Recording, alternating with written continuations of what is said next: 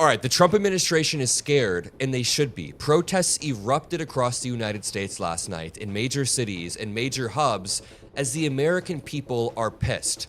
Not only pissed about the killing of Renee Nicole Good, just the brazen and reckless manner in which ICE has been operating, but also pissed that the administration has the goal to then lie to us about what we saw with our own eyes. All right, stop scrolling. Because what happened last night terrified the Trump administration, and they have every reason to be scared. Americans didn't just protest, they erupted. Minneapolis, Seattle, Milwaukee, New York, all at once. And it wasn't because of some paid agitators. It was because people watched a woman die on camera and then watched the government lie about it. If that doesn't sit right with you, smash the like button right now. All right, folks, let's get grounded in reality before the spin machines kick in. Last night, protests broke out across the United States after the killing of Renee Nicole Good, a 37-year-old mother and legal observer, during an ICE operation in Minneapolis.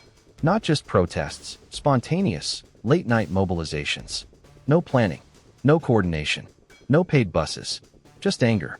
Anger at the reckless way ICE has been operating. Anger at the loss of life. And anger at something just as dangerous. The administration immediately trying to tell Americans not to believe what they saw with their own eyes. That's the part that changes everything. Gee, this administration does not fear protests. They fear accountability. They fear video. They fear witnesses. They fear a free press. They fear educated citizens. That's why they attack journalists. That's why they attack colleges. That's why they attack law firms. That's why they attack judges. Because once people start comparing what they're told with what they see, the lies see. Elapse. Let's talk about what actually happened. Minneapolis, ground zero. Thousands gathered for Renee Nicole Good. Seattle, protests sparked almost immediately. Milwaukee, people flooded the streets within hours. New York City, nighttime marches stretching block after block. Paramus, New Jersey, signs over Route 4 reading. ICE murdered a woman in Minnesota. This wasn't ideology. This was grief turning in to action. Then came the eyewitness, and this is important. A man who describes himself as right-leaning goes on camera and says, "I heard 3 shots. I saw them carry the body." This is not how we're supposed to do things in America. Yes. Bunch of commotion and whistling outside, and then I heard bang, bang, bang, 3 shots. I went to go look out the window, and it looked like there was a Honda over there that crashed, and I found out it was an observer that got shot and killed, and I saw them carry it. I got a bunch of video of them carrying the body to the ambulance and stuff, so it was an observer that got shot at an ICE raid at the house next door. I'm sure that was a scary thing to witness. Yeah, I mean, I'm pretty right-leaning, but seeing this is not what you need to do. This is not how to do it. It's not how we're supposed to do things around here in America.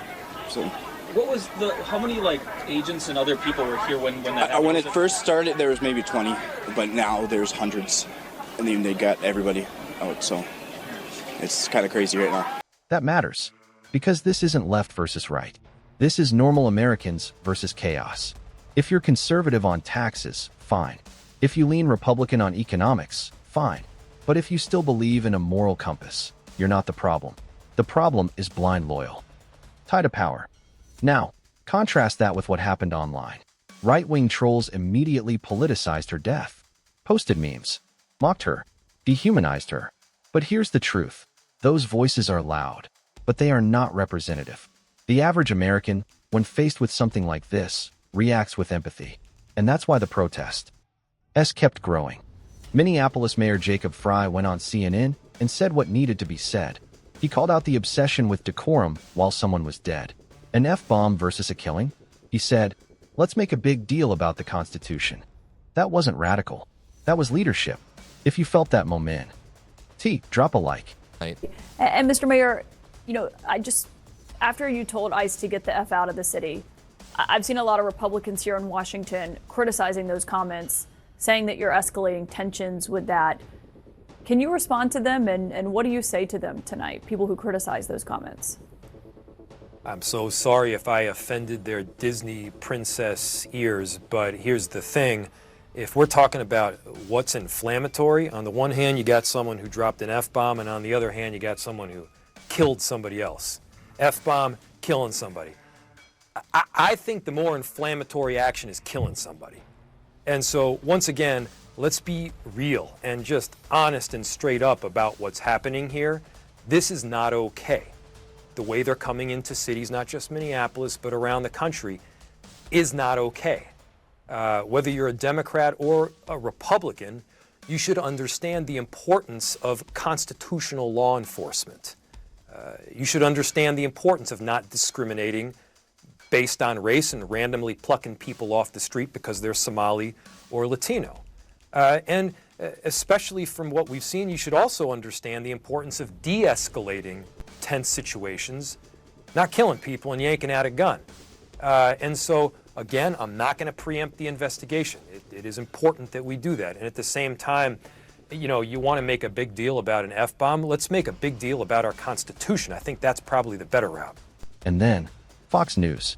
Jesse Waters went on air hours after Renee Nicole Good was killed and focused on her pronouns, her sexuality, her poetry. Not the shooting, not the protocol, not the accountability. Character assassination. That's not journalism. That's propaganda. And when propaganda ramps up this fast, it's because truth is winning. Now let's go through the comments, because this is where America is speaking. First comment. This is no longer Democrats versus GOP. It's good versus evil. That sentiment is everywhere. People feel like moral lines are being crossed. The whole world hates Trump. Hyperbolic? Maybe. But it reflects how damaged America's reputation has become. Trump and Noam are guilty of covering up a murder. That's not a legal conclusion, but it shows the collapse of trust in institutions. I thought impersonating a police officer was a crime. That's a legitimate question, and one people deserve answers to. They called her a terrorist before they even knew her name. That should disturb everyone. The mayor did an incredible job. Agreed. Clear. Human. Direct. Now, I need to pause here. Some comments crossed into violent language. I understand the anger, but violence is not the answer. Accountability is. Transparency is. The Constitution is. If you agree, say it in the comments. Here's what to watch next. More protests. More spin. More attempts to discredit witnesses. More attacks on the press. But also, more Americans waking up. More unity across political lines. More pressure. And pressure works. This moment matters. Not because of one protest. Not because of one tragedy. But because Americans are refusing to be gaslit. Drop a like if you're paying attention.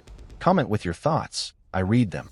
Subscribe to Breaking Supporters for daily, no BS coverage. And in the next video, we're breaking down what federal investigators are quietly doing behind the scenes, and why the administration doesn't want you to know. I'll see you there.